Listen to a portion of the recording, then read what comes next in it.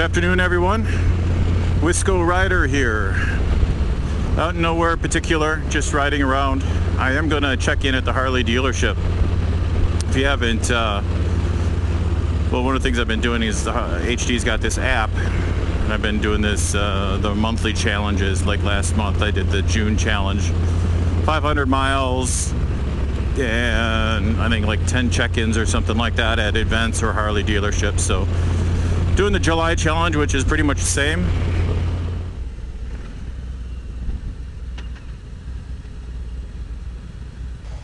All right, let's check in. Check in. Wisconsin Harley. We got it. Hope you guys had a great 4th of July. Ours was pretty decent. Was it Thursday? I had Thursday off. We had the family come over, did burgers and brats on the grill, did a bunch of eating and drinking. We had a great time. So it seems like the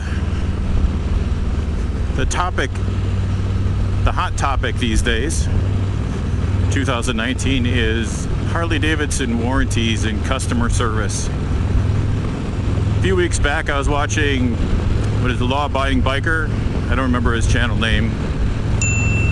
And he was doing a video on warranty and how if you use third-party parts on your motorcycle, it voids your warranty. And I made a comment on that video. I talked about, there was this act back in, I don't know, I can't remember, I'll look it up, 70s or something like that.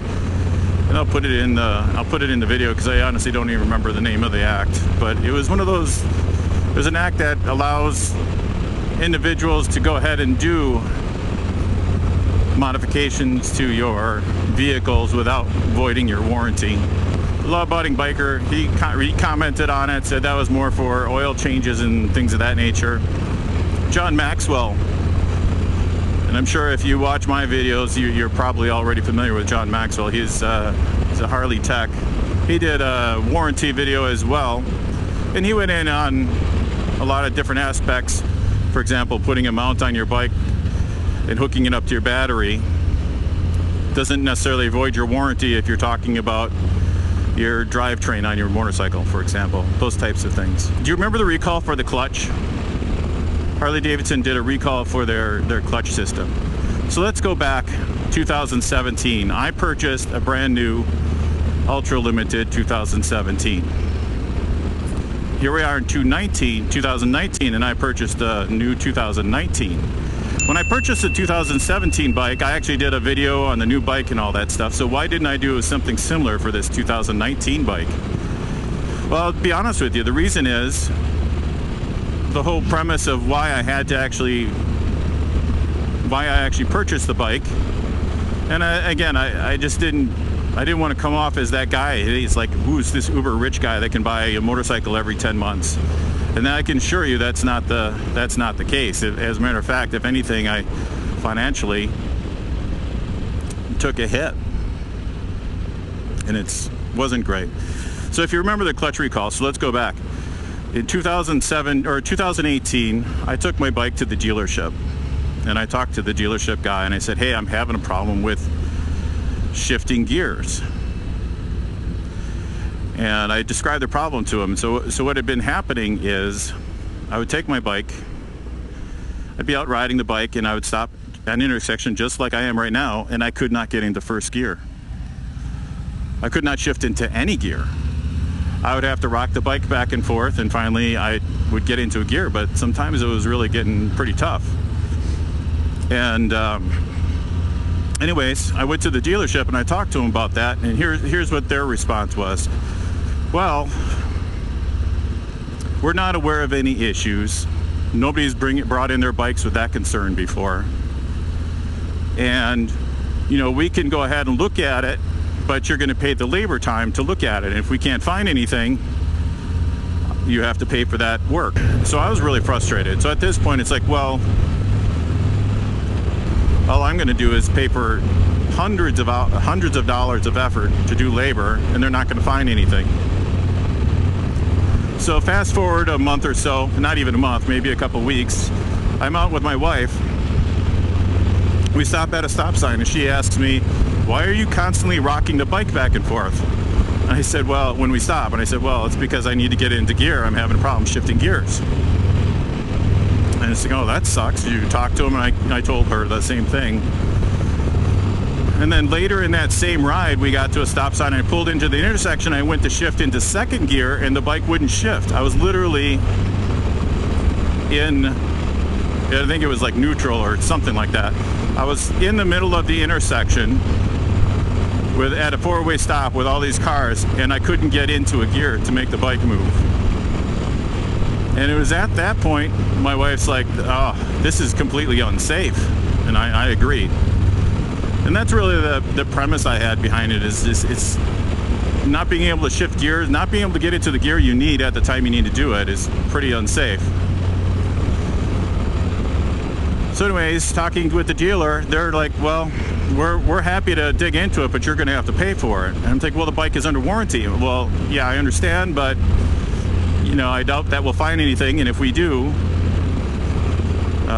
then it can be under warranty if we do. So it's really how much money do I want to put into chasing this problem? And I've done this with cars before, and you can spend thousands of dollars getting them to chase a problem, and I was just not up for that. So either luckily or unfortunately, depending on how you look at it, but that event with my wife being in the middle of the intersection and not being able to shift into a gear, that's what actually triggered the new bike purchase. And my wife said, yeah, if it's not going to be fixed, you can't be riding around with that. So let's get a different bike. And that's ultimately why, I mean, obviously I like the new bike. It has a lot of cool new features. So who wouldn't? But if you think about it, you're taking a hit. So that's why I bought that bike. It's really because of warranty and how you can't even get into the deal. You can't even get to the motor company to even warranty it unless you want to put up a lot of money to chase it. Now my second issue is an issue I actually have right now, and I'm honestly pretty pissed about it. And I could use your help. When I purchased this bike, just like the 2017, I did the same exact thing. I purchased the WIM, the Wireless Headset Interface Module. It's an acronym. And what the WIM does, it's an interface. So if you want a wireless connection between the bike and your helmet, you have to purchase that capability. I purchased that with the bike and the install. So I paid for an hour of labor, and they said, well, we'll try and get it in an hour. And I said, well, you did it in an hour with my 17. I think you can do it in an hour with the 19. Sure enough, they did it within an hour. And by the way, I had the 17, the WIM in the 17, and it worked flawlessly. It worked as advertised, worked great. So here's the problem. The helmet's brand new. The Senna Boom 20S, which is a whole nother story, by the way. The headset is a Harley headset that I bought with the 17, which should have been under warranty as well, either a 12-month or a 2-year, depending on how you look at it. I bought it with the bike. That should be included with the warranty and the WIM. So you have a few components involved. You've got the bike itself and the radio, and then you've got the WIM device, and that's connected to your phone. The bike is connected to your phone. And we should clarify that. The bike is connected to your phone, and the wireless headset module is connected to the Senna 20S. The bike and the phone work flawlessly. And the headset module, I can hear all day long. So what happens is if I try and speak through it, like I'm using this whole system right now, I'm speaking to you, and actually, if you don't know it, I'm actually using the Senna into its Bluetooth, transmitting to a GoPro Bluetooth. So we know this whole system works. The microphone and all of that. The microphone, the bass, and all that stuff works just fine. I use it all the time. So what happens is I can listen to music, I can listen to stuff all day long, but I cannot talk. As soon as I do Siri or some command to the bike, or I try and do a phone call, sometimes they can hear me and then it cuts out. So it's intermittent. I think it has to do with the vibration of the bike, and I suggested that maybe the contacts aren't tight. So I brought it into the dealership, and they're same story as when I had the clutch.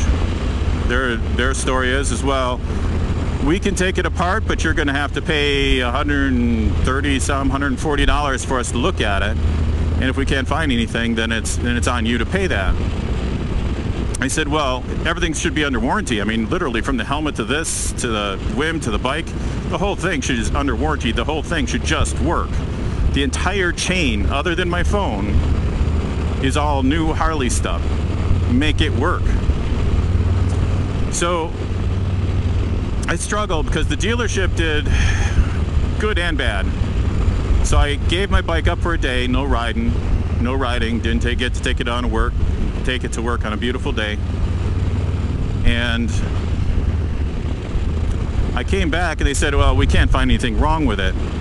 I said, well, did you look at the contacts? You know, what'd you do about troubleshooting? It's like, well, we just played with it a little bit because I had to leave my helmet behind and all that stuff. They used their phone and they said it worked just fine. So they didn't charge me the $140 because they said they didn't really do anything other than just cursory checks with it. And that I appreciate the dealership trying to help me out and saving me money. They literally spent some time on it and they did it for free and they ate that. So I don't want to fault the dealership, but at the same time, I want the whole damn thing fixed. So they were on phone with Harley, and Harley's telling them I have to have the intercom on. I didn't have the intercom, and that's why. It's like, you know, clearly I know more than Harley-Davidson does, because I know you don't need the intercom, because I had the 17, I didn't need the intercom. And when you use the intercom, it cuts out your music if you even cough. It's ridiculous. I'm not using the intercom, I don't need it. And if that was the case, it would never work. It wouldn't be a part-time thing. So anyways, here I am. I've spent, was it $300, $400 on the whim itself, and then an hour of labor, and I don't use it at all. I have an hour commute, and now that's the whole purpose of it, is so I can do conference calls and stuff while I'm on the bike. You can argue whether or not that you should do that. That's for you. For me, I've got my own lifestyle, and that's part of my life. And so anyways, I'm at this point where the dealership, I mean, they flat out came out and said they don't understand. I mean, most of the techs don't even know what the whim is, and those that do have no idea what the troubleshoot. And to me, that's on Harley. That's not on the dealership. So here I am. I spent all that money, new motorcycle, and I don't get to use that capability, and I'm pretty disappointed about it. I don't know what my next steps are. I'm pretty good at technical stuff. I've troubleshooted it. I feel quite positive it's not the chain with the phone. I think the phone is fine because I'm talking on it all the time directly. I don't think it's the base unit on the helmet because I'm using that all the time. I'm talking to you. If I was talking to you on the phone through the bike, we'd be cut it out by now and you wouldn't be able to hear me. But in all indications tell me that it's the whim inside the bike. And honestly, if I was Harley-Davidson, I would just say, swap out the unit. Do you still have the problem? This is why it's so freaking easy. To take off the fairing takes 5-10 minutes. You unplug the old one, you plug in a new one, have the person take it out, use it for a couple days. They let you know if it works or not. If it works, that was a problem. End of story. If it doesn't work, something else is going on, bring your bike back in, we'll take that unit out, we'll put your old one back in, and we'll continue chasing down the problem. To me, that's how easy it is to solve this, or at least the next step in troubleshooting. But Harley-Davidson doesn't want to do that. So they did record it. They said, oh, for warranty purposes, we do have it listed. But again, for warranty, this is what I'm talking about, is you can't even get to the warranty because they'll do anything they can just to not have to pay out. And I get that, but from a customer service perspective, and if you watch Bruce C.D. Ryder, he did a video on customer service with Harley, which apparently that's getting a little lacking as well. I haven't personally seen it other than, you know, this perspective, but again, for me, the dealer's been great. I mean, I want the dealer to fix my problem, and I want them to stand behind me and get the problem, but I understand their dilemma. They're caught in the middle. Most of the stuff that they're going to do is they would probably have to do it for free. And it's only until they can specifically figure it out that Harley's going to step up And that's kind of the problem with this whole warranty thing. By the way, I've always wanted to keep this channel positive, and I've been debating whether or not I even talk about this stuff. I mean, for a long time now, I've been debating whether or not I wanted to talk about the 2019 purchase of the bike and why I did it. But I think because everybody's talking about warranties and customer service, I'd get my story out there. Again, I am a Harley-Davidson fanboy. Not much you can say about that. Or I'm a Harley-Davidson fanboy, so it's hard for me to really diss the company too much. I love the product.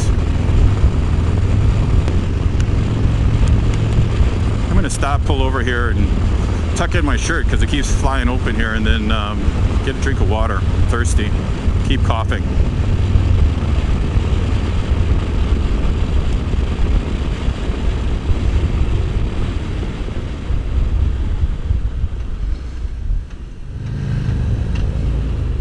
Oh, look at this. It's almost like they made it for me.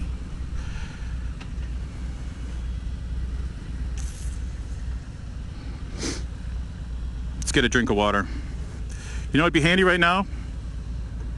Is that mug holder that I took off for this ride.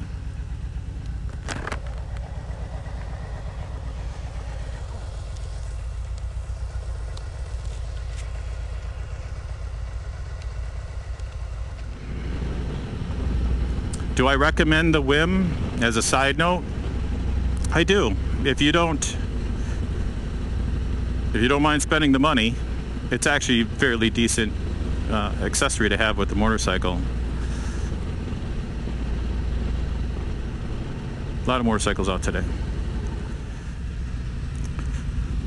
So anyways, I hope you enjoyed my topic for today, my little vlog. Thanks for joining me. So I think I'm going to end it here. You guys have a great day, and we'll see you in the next one.